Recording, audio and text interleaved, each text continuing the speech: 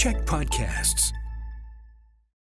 The Bread and Butter Collective is a collection of hospitality professionals working together to help strengthen our industry to build strong culture, community, and sustainability. I'm Kalen McNeil. And I'm Sam Jones. And this is the Bread and Butter Podcast.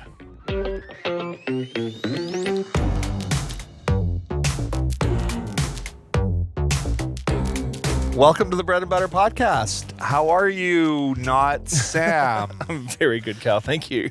Shawn Soole is here. He's got a beard, so there's similarities there. He's our guest.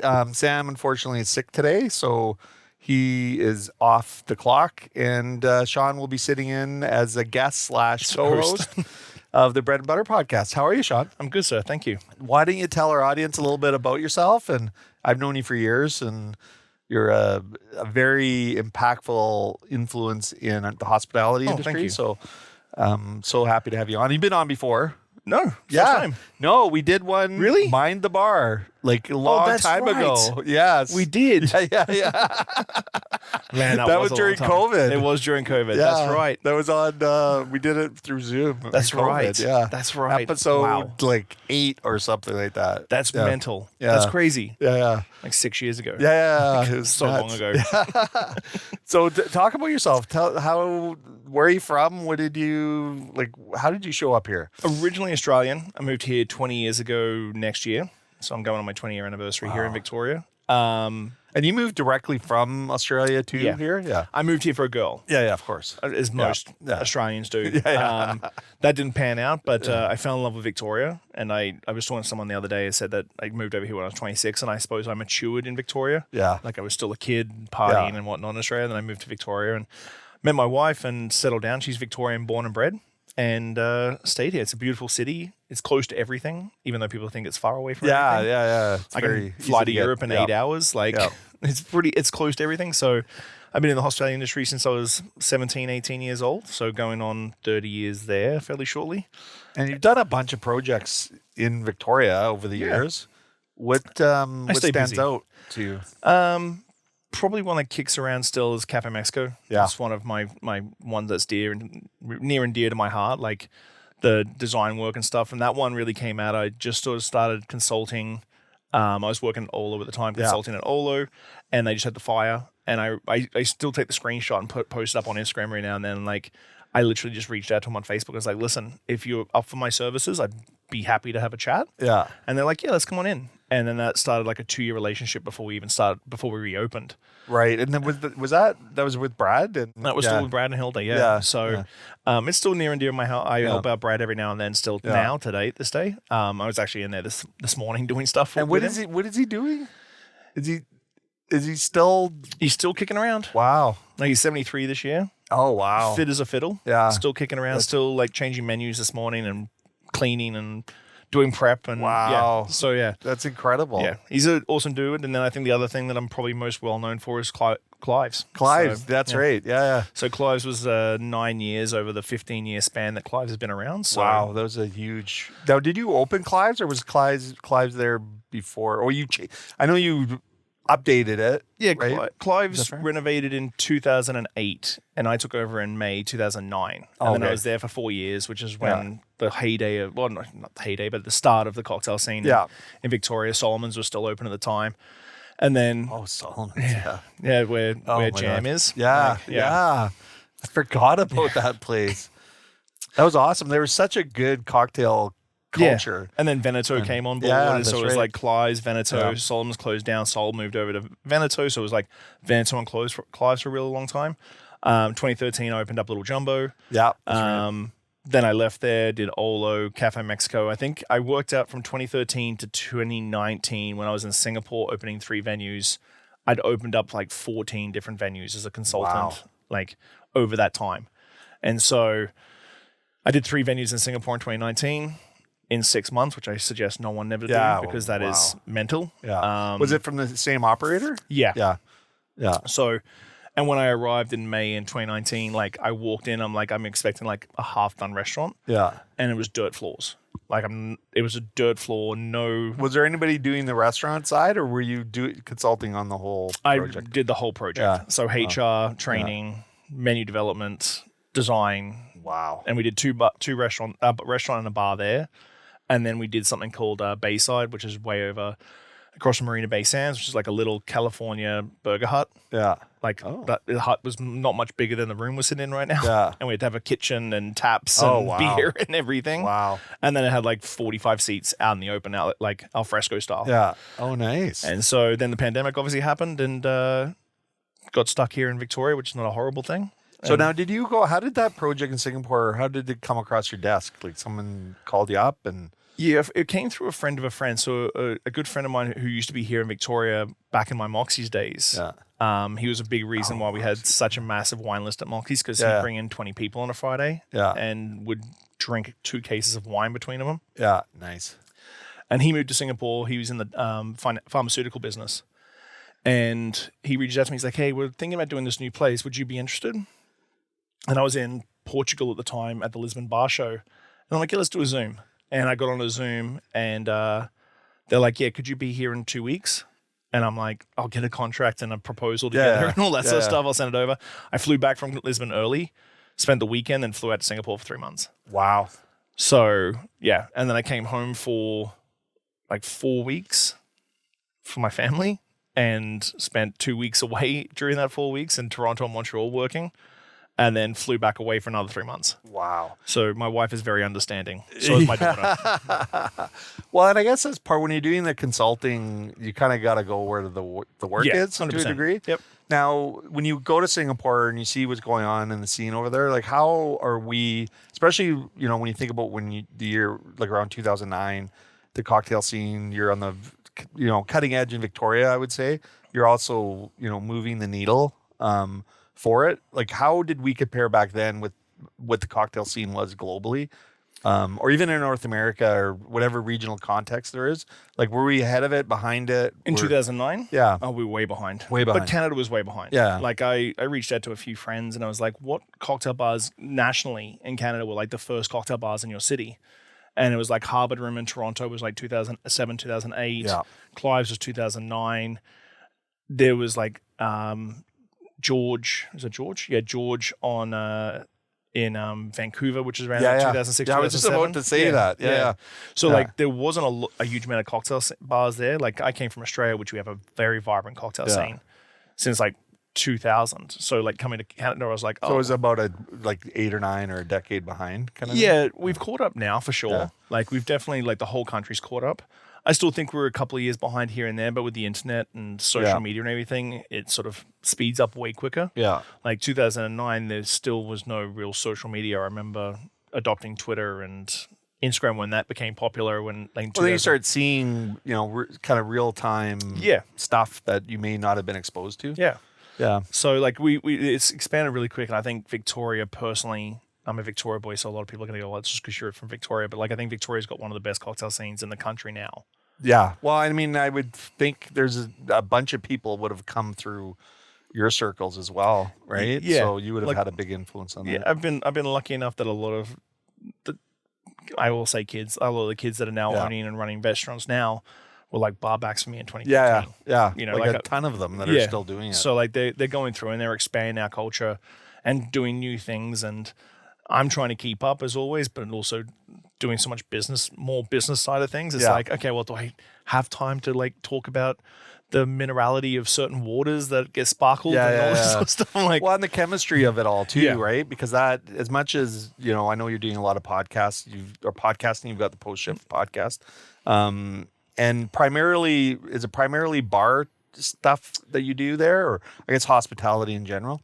On the podcast, it's weird because I've had people on there like, oh, I don't talk about cocktails. I'm like, neither do I. Like, I don't really do the cocktail side of things. It's more about mental health or owner operations or work-life balance, like more top-tier stuff. So like my biggest demo was like 30 to 28 to 35, 28 to 45 range. So the people that are getting into management or getting into ownership, sort of those sort of people, like I don't go geek out about rum or geek out about tequila. Like there's plenty of podcasts out for that. It's more general. You're a generalist. Generalist. So like next month I've got like an event coordinator, a magazine publisher, an entrepreneur out of New York who has her own like cocktail, like canned cocktail stuff. And so like it goes through a lot of entrepreneurship stuff more than anything else. Which I think is, I mean, that's kind of what our podcast does too, is, generalist stuff, which I think, when I was coming up in the industry, pretty green, I came from a totally different industry, and then kind of applying, that type of business philosophy into a restaurant scene, just good business fundamentals, I think is key. But without the hospitality component of it, it's, there's a lot of stuff to know and a lot of best practices to follow. And I think the systemization of stuff, there's a lot of cowboy operations, which I think has a certain appeal and gives a certain freedom. But if you're trying to produce something that's going to be around for, 26 years, it's tough to do it that way, without the fundamentals. It's one of those things I talk to people about systems and like, oh, systems are too corporate. I like Being fluid. And like that's great, but like a baseline system will give you more fluidity in your business. Like it'll make the chef be more creative because he's not worrying about his food cost. Yeah. Well, I don't want to put in a food inventory system, but then chef doesn't have to stress about things. Yeah. Like they can just be creative. They can just put out food, good quality food without stressing, oh, what's my food cost this week? What's out my labor cost this week? So I've been preaching the whole systems thing a lot. And I've got a little bit of pushback going, oh, we just sort of, Yeah. and I'm just like, well, yeah, but a good spreadsheet is something not to be sneezed at. And what it does, it gives you that sort of foundation to lean back on. It also adds value. So if you're looking to sell your business or any of those types of things, having that stuff done, then people can actually believe the numbers. Yeah. And they know that those systems are in place, which means that you're a good operator. So they'll believe what you're saying. And, when you say your business is doing 1.8 million and your net is this, if you have no systems, then they're like, oh, okay. Like now they have to really do this kind of guerrilla, accounting forensic kind of deal. The easiest one is like, oh, how do you pay yourself? Oh, well, I just take money from the profits. I'm like, okay, so that black figure at the bottom of your P&L right now that I'm looking at to buy your business is actually in the red. Yeah. Because you only made X amount of dollars and that is your salary as the general manager and ops manager. And that's you're in the red now. Well, but no, I'm like, well, then you haven't costed everything out to the top line revenue to cover your wages. Like you shouldn't buy yourself a job. Yeah. Well, and that's the thing. Or you can, but just make sure you're covered. Make sure you're covered. And then also that is about your plan. So if you're doing that and you don't understand what your costs are or how you're getting paid or what your true bottom line is, then what are you selling? Like how are you, like you can build a business that is basically just covering your salary, which is fine, but then have it laid out the correct way so that somebody can say, okay, well, I need to increase this or that in order to get a proper margin. Yeah. Because I'm not going to be working the business. I'm going to be running the business. And have the business work for me versus the other way. But you can have it. You can have a business that is just paying yourself. Yep. And but just understand where all the numbers are. Yeah. Oh, and then what's your exit strategy? Yeah. And that's the thing is like anytime you open a business, you should know what your exit strategy is before you open it. Yeah. Or have an idea what your plan is, because then all these little pieces in the systems is what you sell. That's all a part of the value of what you're selling at some point. And you may never sell. Yep. Or you may shift what your exit is, but. And I feel like exit strategy is always like a dirty term, especially when you're starting a business. Like, I'm passionate, man. I'm going to be doing this for the next 40 years of my life. I'm like, do you want to though? Yeah. Like, do you know how hard this job is? Like, you're going to do this when you're 70? Yeah, you're super passionate. It's great. But and I'm like, I talk to a lot of owners who start getting on all of them, like, what's your exit strategy? I'm like, well, I'll sell. I'm like, okay, well, let's have a look at your P&Ls and your income statements. Yeah. Are they healthy? Yeah. Are you doing stuff to make your business worth a dollar figure? Yeah. Or are you just going to sell it for cents on the dollar and walk away with a very menial retirement plan? Yeah. And that's the thing about it is, like, if you have an expectation that your business is worth X, like, make sure you, like, that is worth X, or that you understand what makes your business worth X. Because if you're just like, oh, I'm going to sell this for $1 million, and then all of your systems aren't there, your P&L doesn't support it, you're working for your wages basically, you're not going to you're going to be able to justify that price, right? And then your expectations are not meeting, your goals aren't meeting, there's a misalignment, right? Which I think happens in our industry, like people think. 90% of the time. But it's like a marriage too. Like people think, having a discussion with your partner, your future partner, before you get married about what happens if this doesn't work, or what are you thinking? Like, those are hard conversations, but once you do it and have the conversation, just like the details of your plan, you put it in a drawer and you forget about it. Yeah.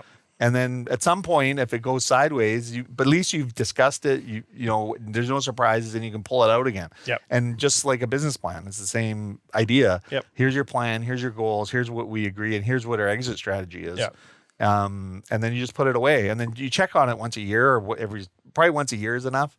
Just make sure you're in line. But if you have the systems in place, then you're going to know that most likely you're going to achieve your goals, and you're going to end up in that Every spot. other industry does it. If you're in tech, you're like, okay, in 5 years' time, I'm selling. Yeah. I'm going to build it. Yeah. It's gone. Yeah. And I'll do something else. Yeah. But in the restaurant industry, it's like, no, passion before business. And it's like, okay, well, that's great. But Well, it's okay if you understand that you are probably not going to be selling it for the highest value. Yeah. And you've bought yourself a job, which I think is good. Like, all those things are admirable reasons to do it. But just make sure that you understand that you're not building a business to sell it, and you're not going to have a retirement most likely, or it's going to be diminished because you didn't do these steps. Right. So I think for me, I'm the type of person that just keeps all of the options in the air. So even with our Big Wheel Burger, do we want a franchise? Maybe. Do we want to sell at some point? Probably. Do we, but in the meantime, I'm just going to try to run as good a business as possible. Yep. But always with the idea that I've got all of the options open, like an octopus. Yeah. I've got, however many tentacles that I could do this, or I could do this, or I could do this. Doesn't mean you're not focused, because I think you could lose focus if you're too scattered. But, I think just keeping all of the options open and having your plan sort of speak to the different types of things, right? Because as we go through, especially, and you could probably speak to this too, when you've been doing this for however many years we've been doing it, and you're just seeing how different trends come and go, and the future, and just thinking about where we are politically. You talk about, there's a potential disaster economy coming down the road. Like, who knows? Like, we're kind of in uncharted territories, and I don't know about you, but I don't know if I can go through another sort of pivot we're constantly pivoting anyways. So I think you're ready for what comes at you. But yeah, but when it comes to that, like, I feel like recently with the BCGEU strike, that sort of thing, I've got nothing against union striking for better pay, that sort of thing. But some of the vernacular coming out of advocacy groups is like, oh, well, our industry is dynamic. I'm like, but why are we the ones that need to be dynamic? Why are the we the one that need to pivot and dynamic? Like, you're not asking the forestry industry to be dynamic and pivot. You're not asking the car manufacturing companies to be. Well, those industries, none of those industries would be able to adapt. And when you don't have certainty, and our industry has the least amount of certainty, and we get attacked the most. We're the most approached for donating. Yep. Everybody's like, oh, hey, you can just do this, or sponsor this, or do this, or, why don't we do this? And it's fun. Like, obviously I love giving back and I want to be that, but we're the first call. Yeah. And, we're also the first impacted. We were talking before the show started about the LMIA and foreign worker program, where people just are clued out on what the labor market and labor force is. And for us as an industry, like, I don't know, I want to say probably 30 or 40% of our staff are new Canadians in some capacity.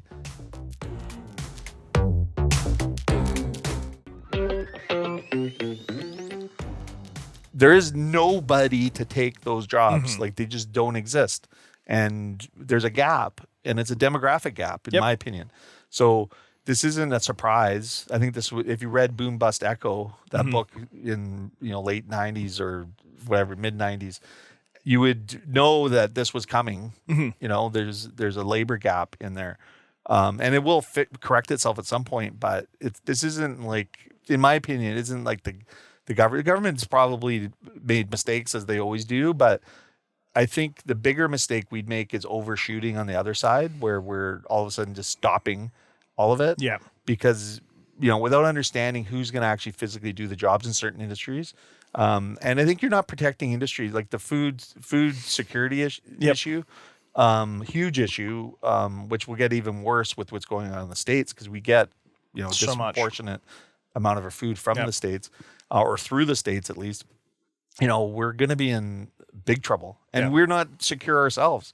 So if we don't have foreign workers, how are we going to increase our capacity to grow? Yeah. Which is essential. We used to provide, I think, 40% of the food that we ate on the island was produced on the island. I think 50 years ago. Yep. Now I think it's 10%. Yeah. So, I'd like to see the government leaning into that, protecting that, Yep. which is part of the foreign worker component.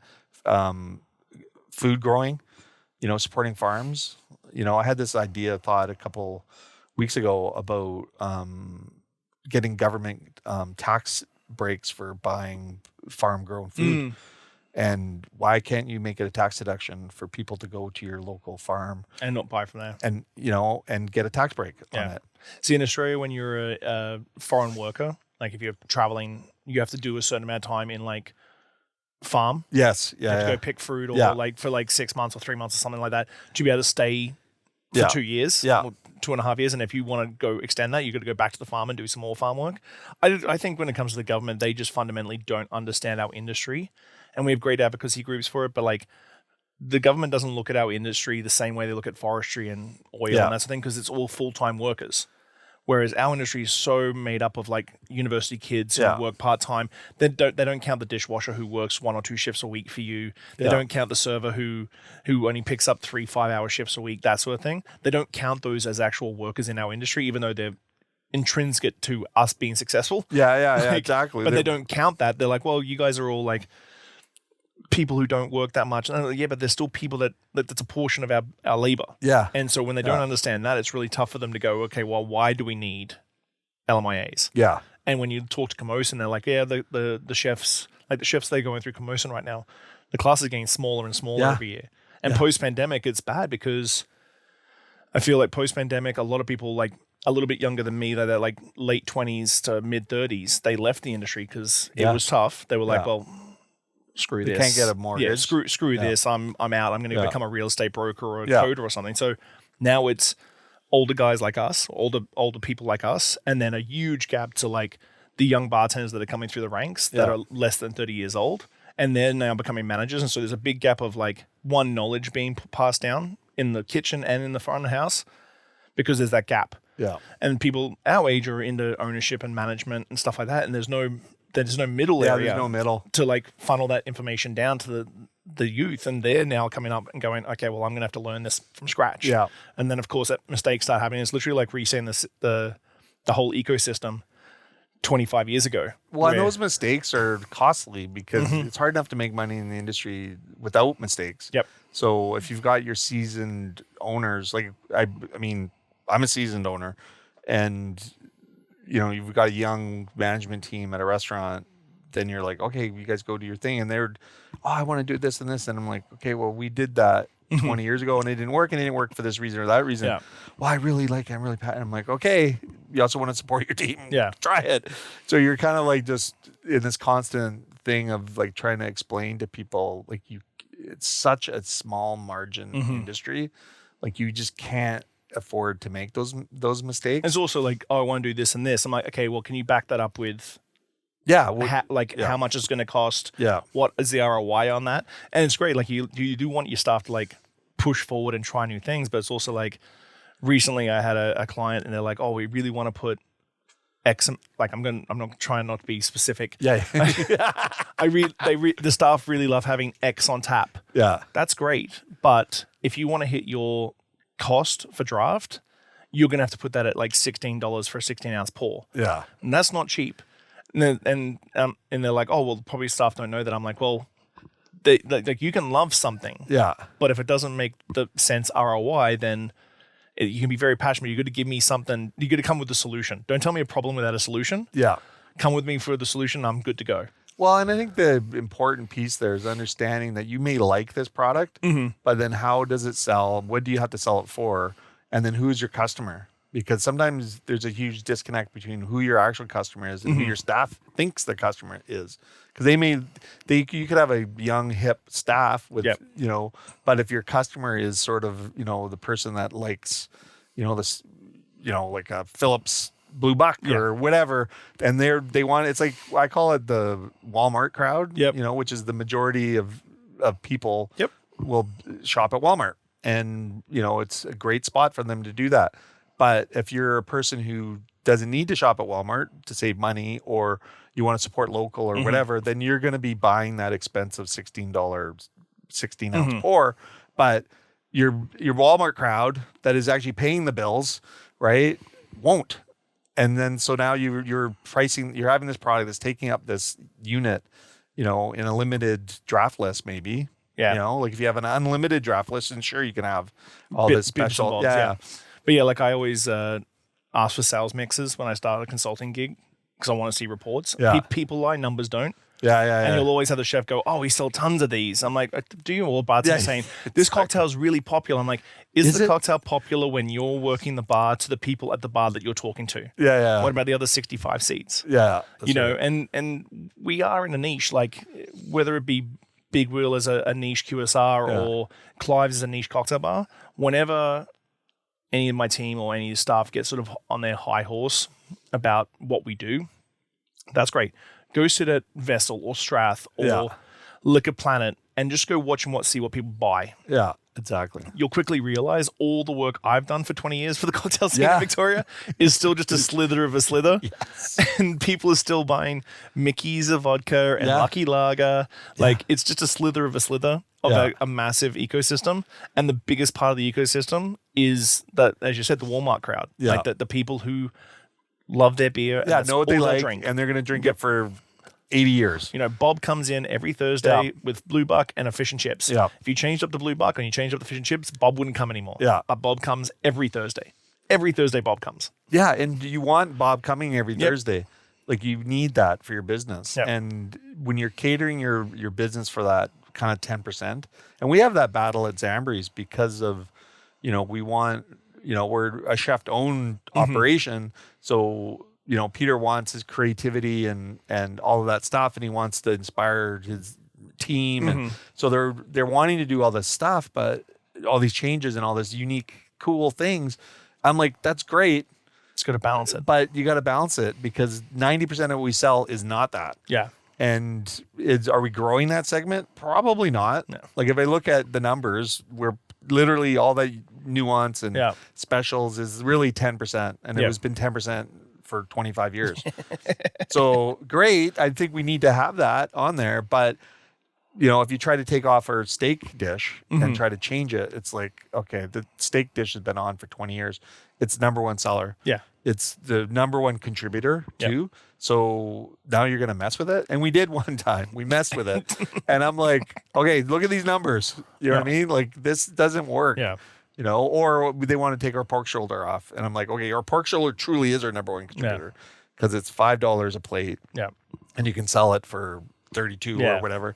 And, when you sell so many of them that it's like, now you're going to change it. Like, why mess with it? And and that's the other thing with those systems is if you don't connect that information to the person who's in the kitchen or in it, then you're catering to their whims with what they think. And they may like making the dish this way, but they're only selling 3 and the other dish sold 15. Yeah. So systems breed accountability. Yeah. And luckily enough, like I'm kind of flattered now that you can get a Negroni everywhere, like literally everywhere. Like we had them on tap at Clive's every year over year. It was the number one selling cocktail. Yeah. Year over year is a Negroni on tap. And so I'm kind of like, I'm going to take that W for the city. Like where you can go to like Garrick's Head and get a Negroni. Yeah. Like a pub and get a Negroni. I'm like, okay. I was a staff party and we went to Darcy's late night after the staff party. And I was like, oh, there's a Negroni on the menu. I'll have a Negroni. And the bartender knew me and is busy as hell. And I take the first sip and you could see him like looking over. Going, is it good? And I gave him the thumbs up. And he's like, yeah, okay. I'm like, well, when you think about bringing stuff to like even for Zambri's, we were one of the first people to do Prosecco and then also polenta. So when in 1999 when we opened, that was like, well, what is this? Yeah. And then now you get it everywhere, and you kind of think, okay, good. We are kind of instrumental in leading the charge here, even though it was, it's been around everywhere. Well, you talk about how far behind you are, right? And it's the same thing with burgers. Like when we opened Big Wheel Burger, the first couple of years we were struggling because people just didn't get what we were doing. But quick service, better fast food had been around for 7 or 8 years in the States. And there's all these massive chains that were doing it and displacing, the McDonald's and all this kind of stuff. But it took 2 or 3 years for local Victoria people to kind of get, oh, this is what they're doing. It's not gourmet burgers. It's not, this is quick service fast food, better. And the crazy thing is now, I remember when you guys first opened, everybody was like, well, McDonald's is cheaper. McDonald's isn't cheaper anymore. No, it's not cheaper. It's not cheaper anymore. Well, the thing about it is, like, I always go back to it because we actually, like, and again, when you look at data and metrics, I was like, okay, well, how is it really cheaper? Like per ounce? Like you just do it based on meat. Yeah. So how much meat are you getting? How many calories are you getting actually? And where's the calories coming from? Is it nutritious? Is it whole? Is it, or is it like, I don't know what's in a McDonald's burger, but there's some meat in there, but there's probably some other stuff too, I guess. I don't know, but it's literally like super thin. Yeah. And you're getting, I don't know, like 2 ounces of beef versus you're getting 5 ounces of beef in ours. And then you're like, okay, so how much are you paying per ounce of beef? And when we did the math on it, McDonald's was the only one cheaper than us. Yeah. Every other fast food, A&W, like Dairy Queen, all of them were more expensive per ounce of product. So, and then, well, how you eat this food, and then how hungry are you 2 hours from now? So you got to eat more food. Yeah. So let's add those costs on there as well. And then when it just comes from, the purity of supporting a local business too. So, because there's so many dynamics to making a successful business. And, when you talk about the industry and who's advocating for us, and you have these big conglomerate businesses, whether they're mostly in restaurants, but all have bars attached to it too. And they're buying like enormous amount of products. So they have a lot of, their voice is strong and they can advocate, but they advocate for themselves. They're not advocating for a strong industry.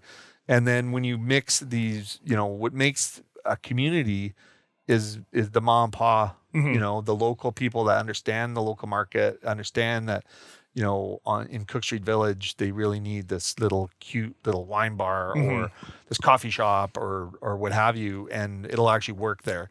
And then they're supporting local. The money is staying local. It's not, when you go to, and I don't like slamming any business, but when you go to McDonald's or something, let's do Starbucks. Yep. You go to a Starbucks, that money, sure, it's paying, the employees that work there. And that money's staying in the economy, but every single other dollar comes out of the economy, right? Out of our local economy. Yep. And, when you can make a choice to buy from Sam for 2%, and that money 100% is staying here, still supporting employees here. And I would advocate, better supported employees because, he cares about living wages and he cares about benefits and then what their work-life balance is. And they're not just going to your shareholders and going, I can't get you that return. So, okay, well, we're going to shut down. And you look at all the ones that have shut down now. I was about to bring that up. Like, it's insane. When you see big companies like that starting to close stores, you're like, well, let's really talk about the health of the industry as a whole. Yeah. Like, and supporting local is more important now than ever because, like, they've shut down like 4 stores in this last like 6 months. Yeah. And I would say that's probably 100 and 150 employees probably just in those, like we have 5 stores and we have 100 employees. So, and again, that's the staff that only work 2 days a week or like pick up a 4-hour shift on a Saturday because they got to go to school, like they'll study Saturday night. Like, and that's those things that don't get factored in when we talk about the industry as a whole. Yeah. Yeah. And then you've got the spaces empty and, like I think that opens the opportunity for local small operators to come in too, which I think is good. And when I see, because the one in Cook Street Village right across from us went down, which was popular too. I know, but the funny thing is, like when the whole tariff thing came in, the elbows up, I think and maybe it's just my optics on it because I'm paying attention or trying to pay attention. They're dead.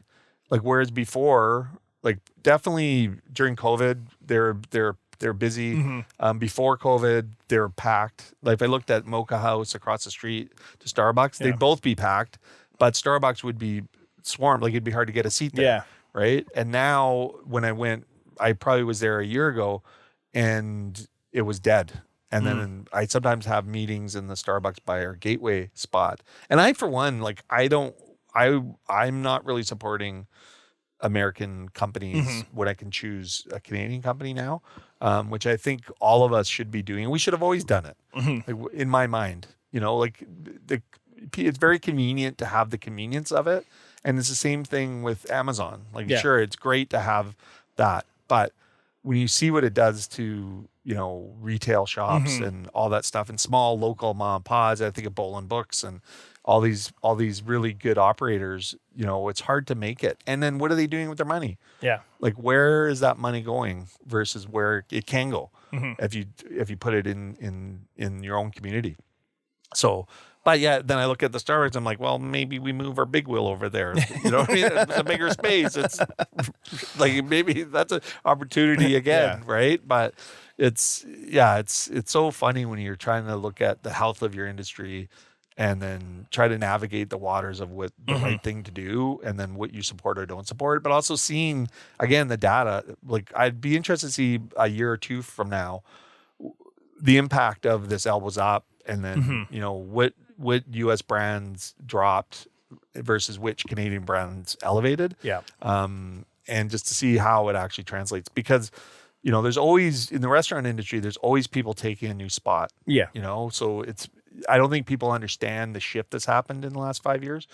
The number of restaurants, especially independent ones, that have just gone, and what's replaced them. And you think, oh, well, that replaced them or that replaced them. And I think in aggregate, you know, you'd be like, okay, well, we're actually down. Yeah. And I don't think it's benefited us. And the industry is probably in way more trouble than we think. And I was predicting this before, during COVID, about the impact of COVID and what it would mean.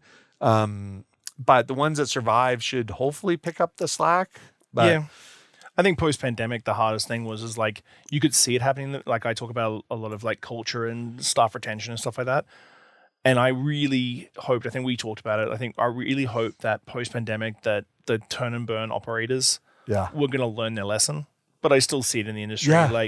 This lack of like training, this lack of onboarding, this lack of like culture. And it's just like, I did a seminar a couple of weeks ago at Portland Cocktail Week just about turn and burn and how to like do staff retention training, how much does training actually cost? Which when you actually, like from a bar point of view, like cocktail bar, it's insane how cheap training is. Yeah, for that role. For that role. So like I did a math on it. So if you do in the first year of like this is something we did at Clive. So this is trial and true. This has worked for us. Like we had 11% turnover over 4 years, not per year. That's over unreal. 4 years. That's crazy. And so we've got staff there that are still there that I hired 5 years ago. That sort of thing. So we did Bar Smarts online, which is a nice benchmark bartending course. Edinburgh Whiskey Academy certifications in gin, Irish whiskey, and Scotch. Oh, so cool.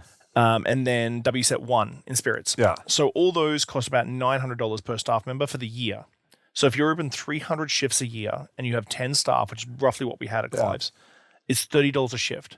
Not $30 a shift per person, just $30 a shift. And having that knowledge base for the staff, you're making 10 times that extra. Yeah, what's the ROI? It's huge. Extra. Yeah.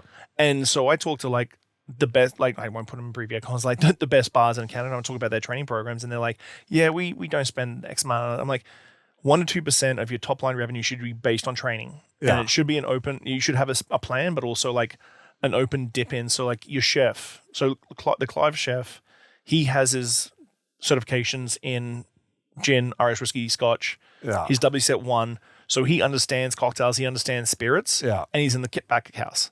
And so the conversations we used to have, the knowledge he brought to the table, all that sort of stuff, I'm like, you can give that to all your staff. And like, if you're paying 1 to 2%, but if chef wants to do, I want to up my red seal or I want to do pastry or something like that, no problems at all. Dip into that fund. As long as we spend it all by the end of the year, we're good to go. Yeah.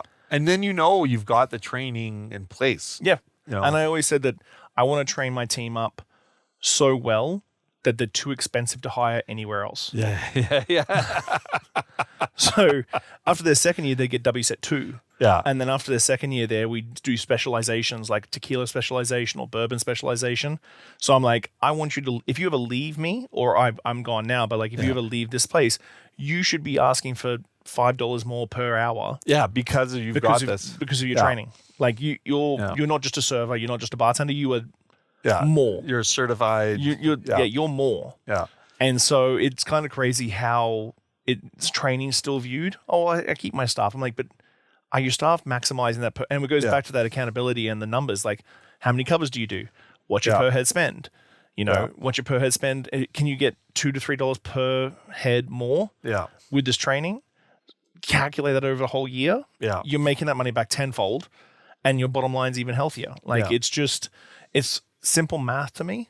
Yeah. It blows my mind. It doesn't get adapted as much. It's so like people don't like change for one. And if you aren't used to having systems, adopting systems sometimes is a challenge.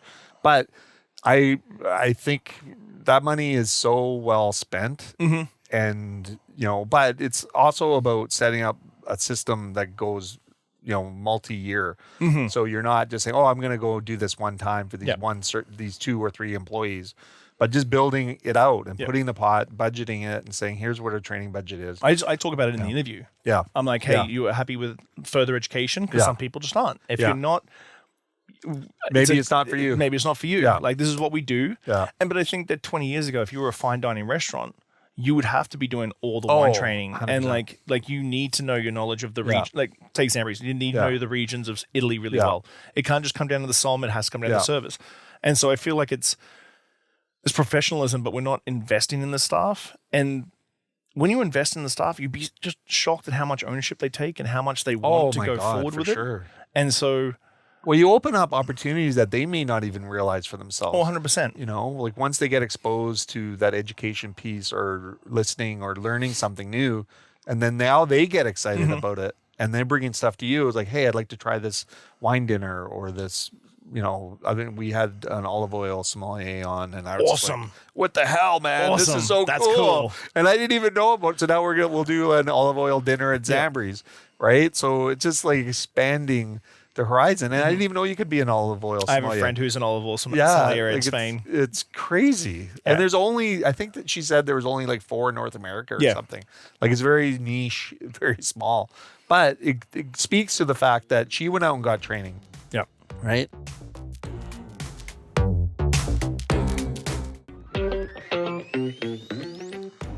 So not only are you doing it for your business, but you actually can do it for yourself. And you've got that marketable thing now. Like if you're, want to change or if you want to move to a different city or whatever, you're bringing this education background.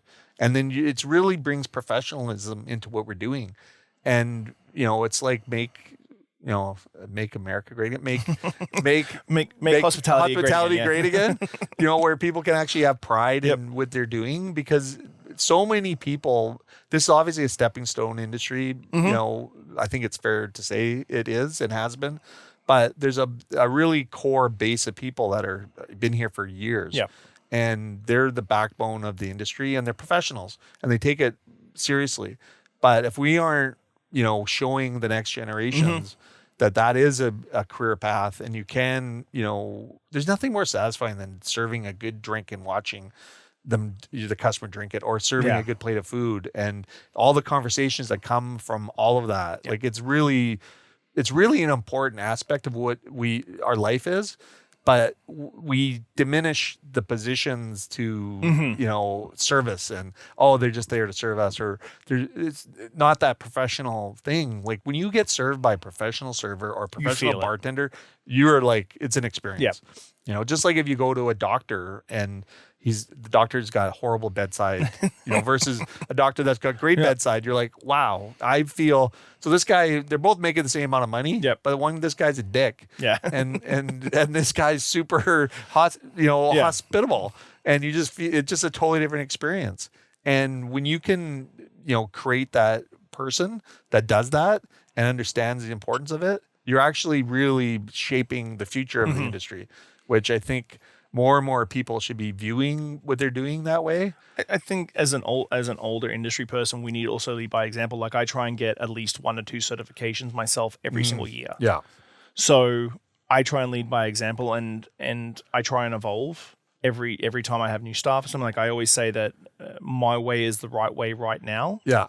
Yeah. That's like great. But yeah. if you come to me with a completely different way that I go, oh, that's kind of cool, I'm going to fold that into the way I do things, and I evolve to do that. So like stuff that I was doing, like I'm an ex-military kid, so like when I got into the industry, like my old man was, do it now. Yeah. So I've evolved like my reaction to people screwing up. Like, you know, like working the floor going, hey, how you doing? Instead of get to table 4, they just sat, they've been watered, they got bread, get there now. And they're like, oh, okay, I just came on. Thank you so much. So like I've tried to evolve my style of leadership and my style of like education just to lead by example. Because then, and usually that education gets paid for out of my own pocket. So it's like, well, you know, I'm one of only 3 BNIC certified cognac educators in the country. Yeah, it's crazy. And so that took me 5 years to like apply for. Yeah. Like every year got knocked back. And the 5th time they were like, yeah, okay, well, we're going to give you a go. You're okay now. Yeah, you're okay now, because they look at the market that they need. And so there's 250 applicants every year. Wow. 8 to 10 get picked. Wow. 6 to 7 pass. Yeah. So part of your cohort won't make it. Yeah. And it's only a 5-day course, but you're like 8 a.m. start till midnight. And there's a lot of content. So much content. And sometimes it's in French. Yeah. And so you're trying to like listen to in different languages and get translations and everything. And we had someone that didn't make it on our cohort. And it's a really uncomfortable situation. But like that was something I did a couple of years ago. I did like my bourbon certification last year. And so I always want to be the factotum for knowledge in my venue. Well, and you talk about the leadership piece. That is so important, to lead by example. But you're also exposing them to what the possibilities are. And when you're out there looking at different options and courses and programs, then you really are at the cutting edge. So when a young person comes up, hey, I want to be like you, or I want to learn what you know. Well, here you go. Here's the steps. Do this first, this, and this. And then, that'll be good for this period. Come back in a year and we'll go to the stage 2. It's also outside just the like spirit education, like sitting down and going, oh, you're a manager. Like I built that thing for that seminar I did where I have 12 audiobooks. And this is something I'm going to fold into my management training going forward. Like here's 12 audiobooks for the year. I love it. And so I'm going to buy the audiobook for you, or I'll buy it hard copy if you're a tangible person. I like to listen to things. It's just the way I absorb stuff. At the end of the month, as a management team, we'll all sit down and we'll talk about the book. Yeah, which is... And then we'll do the next month. Yeah. And so like you have a full month to listen to Unreasonable Hospitality by Will Guidara.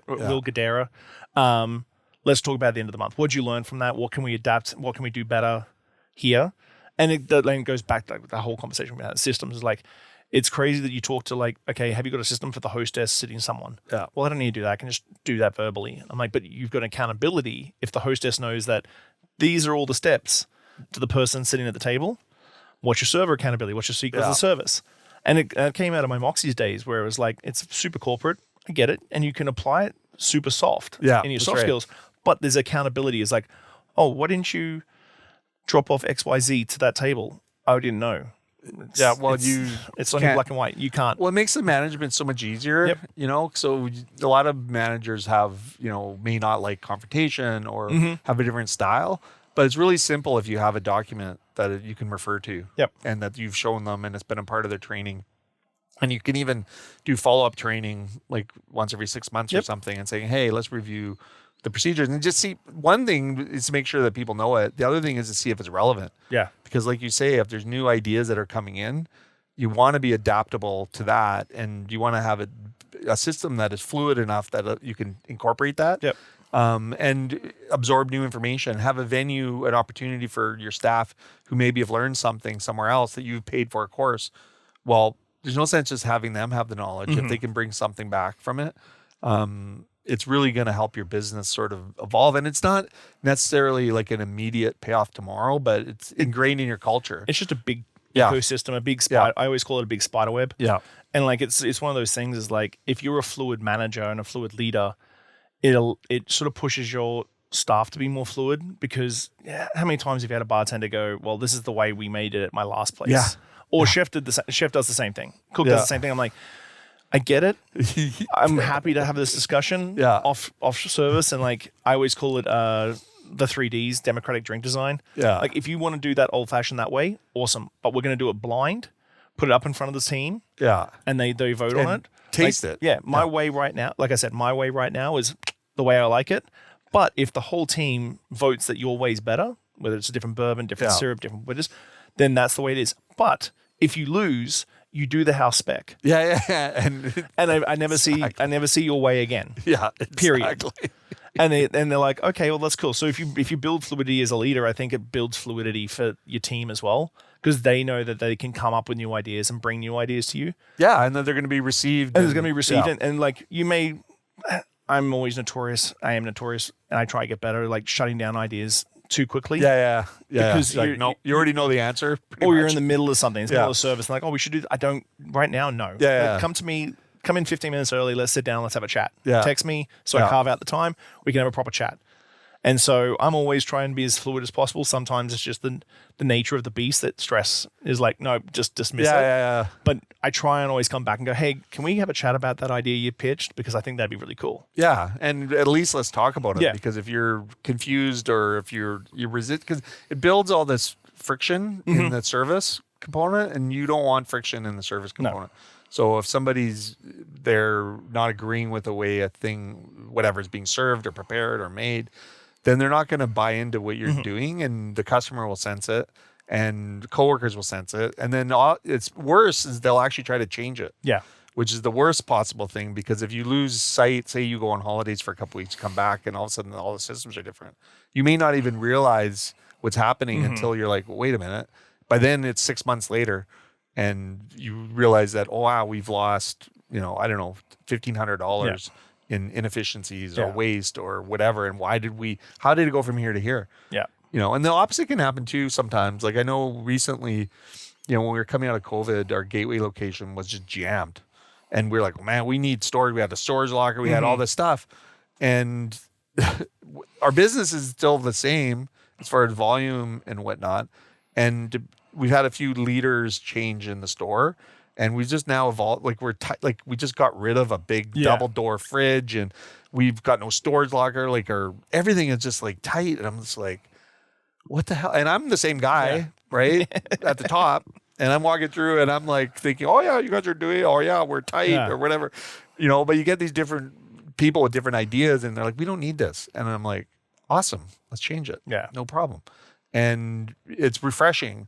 But also, it goes to show you that when you're looking at you don't have to be satisfied with the status quo. No. But sometimes you're not going to be able to figure it out yourself. Yeah. So you want to really make sure you've got an environment where there's feedback loop. Yep. Right? Where you're actually going to be able to get some information or like, hey, I personally don't care.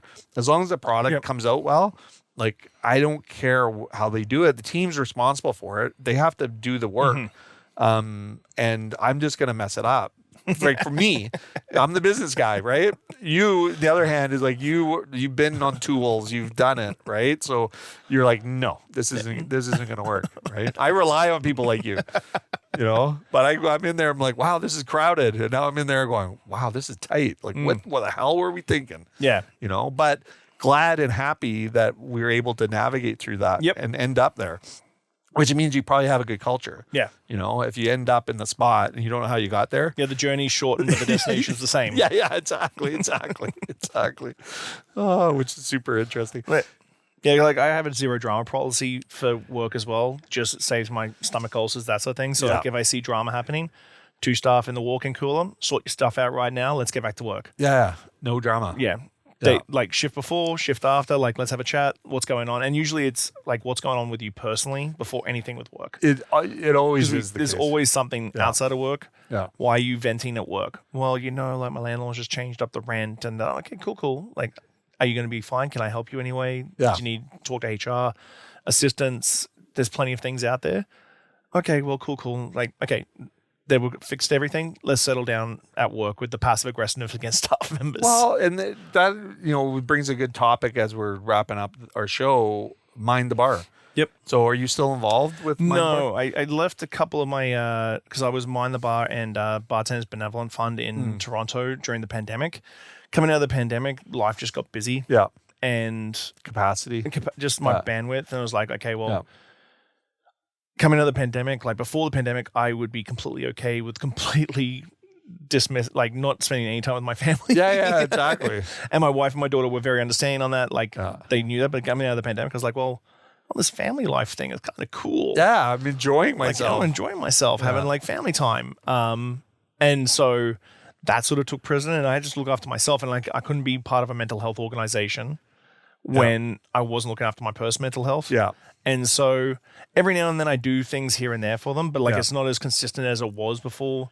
But it's a good organization. It's a fantastic organization. I'm glad that there is an organization like that out there. I think especially in our industry, and every single person I know that's been in it forever has suffered from mental health issues. And I mean, I think you can say that for every industry, but in particularly this, because it's so customer facing and you're absorbing all of their mental health issues as well, the customers, whether in a good mood, bad mood or not. And, then dealing with your coworkers too. Yeah. And it's, when you're obviously in a highly inflated environment economically, the economic pressures are there.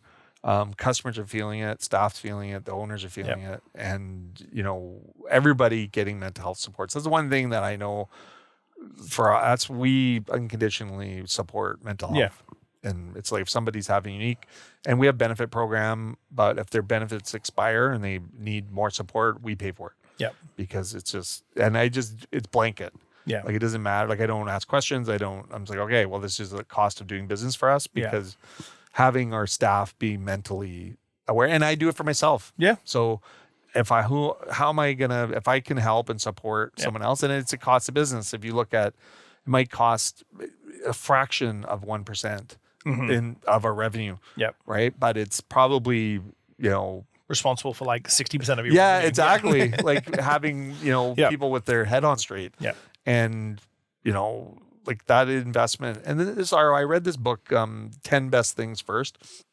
And it's basically about where money should be spent to help the world and all the crises and all the different, like whether it be hunger or school lunches or whatever. And when you look at the numbers and the return on the investment, and you spoke about that at the beginning of the show with investing training, and what the ROI on that is, like if you really can't afford not to be doing some of these things. And if you do it, also builds, one of the things that, we started as a carbon neutral business, and because no other fast food restaurant was there, and it was notoriously, when I grew up, garbage everywhere. Yeah. And people hated it. The cities hated it. So I was like, let's do carbon neutral. But that start was the seed of the idea, which is a good idea. But then we started getting into the community support and the foundation. And then all of a sudden, your organization takes on a different role by making that one decision. Yeah. So if you make a decision to support mental health, or your training or different things, then all of a sudden that's going to open the door to do a bunch of other things that are going to make your business somewhere where someone wants to work, which is one of the more important things, like especially in a competitive hiring. But then getting the ROI and investment and understanding that doing this is going to pay. And it's hard. It's just like when you buy a billboard, you have no idea what the return on that is. Yeah. But when I pay for someone's mental health support, and I know that they need it and they're appreciative of it, and I get 2 or 3 years more out of it. Plus, when they're showing up to work, they're actually productive and happy and feel like the being team is supported. And the team knows that they also have that same ability too, even if they don't want to access it or need it.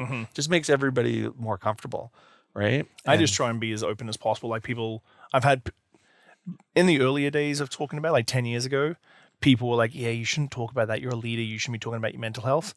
Now it's like, in every bar show and stuff, there's a mental health advocacy group or a seminar and stuff. I just try and be as open as possible. Like, I'm happy to say that I medicate. I'm happy to say that I microdose every couple of days. I am happy to say that I go to a therapist. Yeah. You know, like I was having a stressful year last year. I told my team, like, listen, I'm going to a therapist. Hopefully I'm going to resolve a lot of these issues. Yeah. And we'll fix things together. But I'm openly telling you that it might be a little rough some days. Yeah. And so I think if you're open, again, it goes back to leadership. If you're open about everything you're going through, it makes everything else easier. Well, Like- it's the transparency piece, you know, like if you don't share your vision with your team, they're not going to know where you're headed. Yeah. And they're not going to understand the steps that you're going to be implementing if they don't see the bigger picture. And if your mental health is not in the right spot, then you're going to be presenting a way they're not going to understand. Mm-hmm. And letting them understand will also not only allow them to be a better support for you and not add to it, but they'll actually be maybe inspired when they're having mental health to be open about it with their teammates, coworkers, or with their partners. and with their partners, especially with their partners, because that if your home life is disruptive and you don't even, and sometimes it's you don't know you're going through it, but if you as a leader say, hey, I'm going through this right now, and don't worry about me, I've got this, I'm going for counseling, they may go, oh, I'm grappling with this thing. Yeah.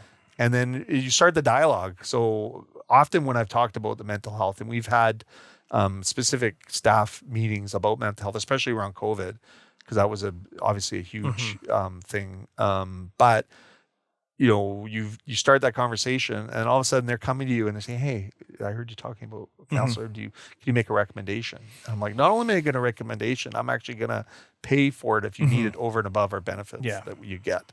And they're like, oh my God, great. Because then now they're incentivized to go, and then there's no financial pressure. No. And, you know, the biggest thing about all of it is the stigma around it. And especially with men, I would think. 100%. And, you know, I think, you know, I'll tell everybody about all my problems. Yep. And they may be like, okay, enough. Like, you need a new counselor, man. It's not working. Right? My wife says that all the time. Change your medication. Yeah, you're going to see your friend? I'm like, no, she's my psychologist, man. I've been going to her for like 25 years. So like, has it improved? I'm like, I think so. I'd be way worse if I wasn't going.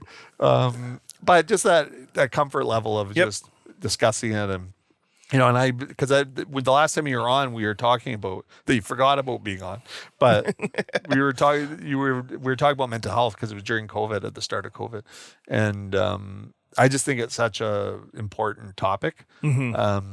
And I think in this day and age, and you know, probably a byproduct of COVID, I think mental health was at the forefront of it. So I think that's the one thing that came out of pandemic that was great. Yeah. Is those conversations. Yeah. I think pre-pandemic we still weren't, there was that stigma. Post-pandemic is a little bit more open now. Yeah. And a little bit more transparent, because I think those top tier leaders were feeling that pressure. Yeah. And then it sort of trickled down from there. Yeah.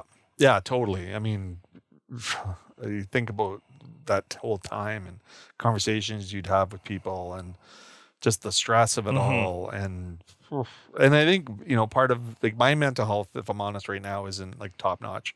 And, you know, a lot of it is, you know, you think the worst of it is over. It's not. You went through it and it's like going to war kind of, you know, fatigue. And then now you're like, okay, well, it should be better, right? But then there's these other things that are happening around the world, but you're coming from a place of fatigue.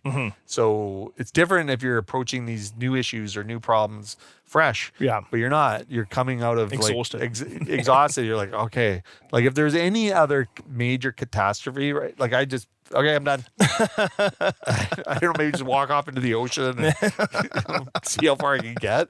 I don't know. Like I would just give up.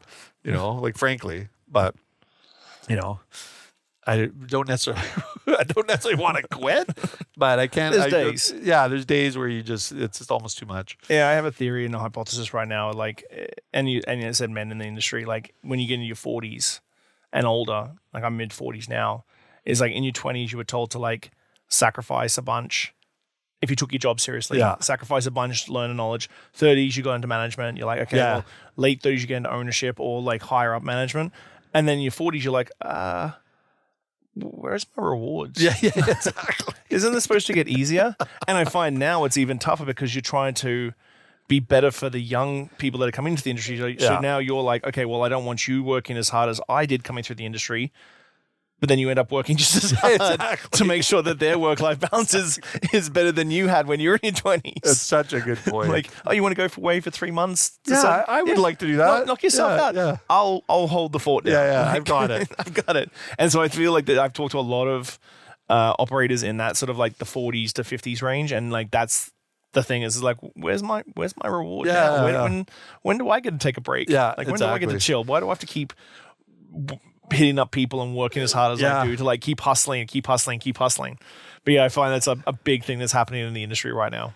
Yeah, it's a lot of people are realizing, the industry's hard and it's always going to be hard. It's always hard. It's always going to be hard. Even though we've always known it, but at some point it's just the fatigue level gets you, which is there.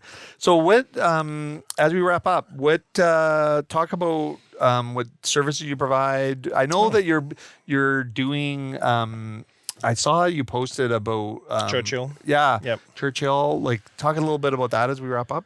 So yeah, I got back into consulting. I came back from Vancouver after my little 6-month stint there, and picked up Churchill. Joe is a good friend of mine, and he's been helping me out with another project, and so he's like thrown me a bone. So we did I did a brand refresh there and a sort of refocus on what it is. Yeah. Redesign all the menus, and that like is actual physical graphic design. So I do that as well. Oh, cool. Now on the side. Yeah, awesome. So brand redesign, graphic design, and then new cocktail program, leaning much more into like tap cocktails and stuff like that. So that's sort of the direction that we're going to be going in as a draft house. Yeah.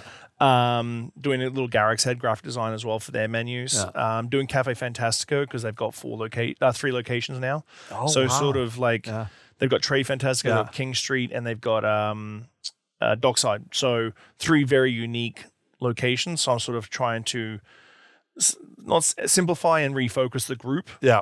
Instead of having 3 separate locations and with the same theme. Yeah, exactly. So I'm doing all that stuff as well. I'm doing a project up in Terrace of all things. Oh, so, I grew up in Terrace. Yeah, so a friend of mine, he bought like one of the only pubs in Terrace, like a big ass pub. What's like the back Eddie? I think so. Yeah. It's like 200-seat pub and then upstairs and stuff. So he wants to put a little cocktail bar upstairs. So I'm working on a little project of that as well.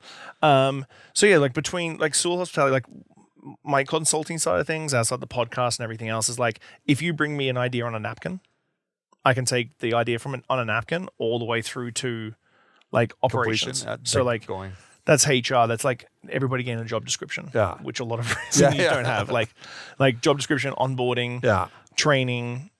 The cocktail side of things is the easiest part for me. Yeah. Like, you want me to create a cocktail So it's a full service. It's a full service. Yeah, that's awesome. Yeah. So like it's about building that culture and building those systems in place from the get-go. So is all your costings done? Your break-even calculator, like how much money do you need to make? Yeah. Like I'm doing a video later on today. It's like everybody talks about labor and food costs and drink costs, like how to control. You can control all that. Like no one talks about rent. Yeah, exactly. Is your rent 6 to 10? Well, I like 6 to 8, but like, is your rent 6 to 8%? 6 to 8. People talk 10. I'm like, dude, you're. If you're in a high volume area, like on maybe, yeah, it's like 6 to 8% of your top line revenue. Now, if that top line revenue is really high, can you do that with how many covers you got and how many seats you have and how much your per spend is going to be? And so, like, everybody talks about, oh, well, they're already knees deep in the mud, and you're talking about like labor costs. I'm like, you're knees deep in the mud because you didn't look at your rent when you signed the lease. Exactly. So the expected revenue was off, and your margins are high enough. Your contribution isn't there. And what happens? Yeah. So you got no cash. Oh, surprise! Yeah. So like, I'm sort of trying to shed the whole cocktail guy pigeonhole. Yeah. By like giving away free spreadsheets. So I've got like an online platform that I spent 11 months building a actual cognac certification. Oh, I love that. Yeah. So 75-page textbook. You can do it all online. You do the test online, the whole shebang. That took me a long time to build. So I've got Proof and Practice, Bar Academy, which is my online platform. Yeah. It's got a whole bunch of free resources there too. So if you want to do a batch. And where like Proof and Practice? Yep. Like .com? .com. Oh, proofandpractice.com. Yep. Shawn Soole Hospitality? Soole Hospitality Concepts. Soole Hospitality. Yeah, SooleHospitality.com. That's like where all my other stuff lives, my podcast and everything else. Awesome. So and then I'm doing some other cognac stuff that sort of builds that a little bit more too, because I do think that cognac's an underrated spirit. Oh my god, and yeah, totally. Completely like it's a one that people don't really get and understand. Yeah. And I'm that guy. Yeah. Yeah. I enjoy it, Yeah. but it's under my knowledge base on it is almost zero. Yeah. So my thing is always my wife gets not cranky at me. She's like, hey, just so you know, you're putting a lot of irons in the fire. Yeah. What if all the irons come out? Like, what if they all like transpire and like happen? And I'm like, figure that out when that happens. Yeah. Like, I'll figure that out when that happens. Don't try to change Yeah. me. Oh, Let me that's do a good. million things. So I've got like 55 tabs open on my computer and I'm bouncing between like menu design and like But I mean, that's podcast stuff entrepreneurial and- stuff, right? I'm the same way. We're a lot of the same person. Yeah. Which is awesome. and now I just need to make money from it. Yeah, that's the other thing. Try to figure out how to make money. Yeah, that's the never-ending battle. Because the hospitality industry, again, you want to help the hospitality industry. So you're like, they're a small business. Yeah, I'm I'll gonna help them. Yeah, I'll I'm do gonna this. I'm gonna do it for free, or I'll do it for a small price. So like, and then I see other guys on like LinkedIn and charging a fortune. I'm like, man, how do you do that? Yeah, How do you sleep at night charging someone 10 grand to do that? Yeah, especially when you know I can't. My integrity is the issue. Yeah. You know what I mean? Like I can't. I know how much. Like I'm gonna just share the knowledge I have that's super easy. Well, don't do that. Just do this. And that's why I give away everything. Yeah, for I free. know. And then they're like, Costing sheets for free, a break-even calculator for operators for free, batching calculator for free, like Gin 101 for free. You want to learn about Gin, you just want to print something out and teach a team. Like, there you go. It's for free. Well, the Bread and Butter Collective, that's kind of what we were designed to do, is just be a resource to help people, right? But at some point, you need to make a bit of money. A little bit of money. Just wet your Just a beak. smidge. Yeah. Just wet your beak. Yeah. That's awesome. Thanks, Shawn. No, thank you very for, much for Cheers. being on. Cheers. I appreciate you. Thank you. You know, we always end it with like, remember to be real kind if you be real nice. So we'll both be real kind, real nice. And check out Shawn, Soole Hospitality .com. And I look forward to being on your podcast. Thanks, man. Appreciate Full it. Shift Podcast. Yeah. Look it up. Cheers. Bread and Butter Collective's membership includes the following local businesses: 2% Jazz, Bunny's Kitchen, Buzz Coffee House, Eagle-Ite, Big Wheel Burger, Blue Mountain Solutions, Bodega Tapas Wine Bar, Eva Schnitzel House, Farmsgate Foods and Catering, Victoria Chocolate and Company, Drum Roaster Coffee, Habit Coffee, Foo Asian Street Food, the Culinary Arts Program at Camosun, Cafe Fantastico, Fall Epi, Harold Street Brewworks, Hey Happy, House of Botang, Nikkei Ramen Ya, Jenny Marie's Cracker Company, La Pasta, La Rue Patisserie, Mocha House, Part and Parcel, Poco a Pinto Bar, Pizzeria Prima Strada, Keating Pizza, Roast, Table 9 Consulting, Sherwood Cafe and Bar, Sweets by Selena, The Collective Wine Bar and Kitchen, The Drake, Tapa Bar, The Nimble Bar Company, Ruth and Dean, The Whole Beast, The Wienery, Spoon's Diner, Truffles-Inspired Catering, and Zambries. To hear more from the Bread and Butter Collective, go to checknews.ca/podcasts on Check Plus, or find us on your favorite podcasting platform.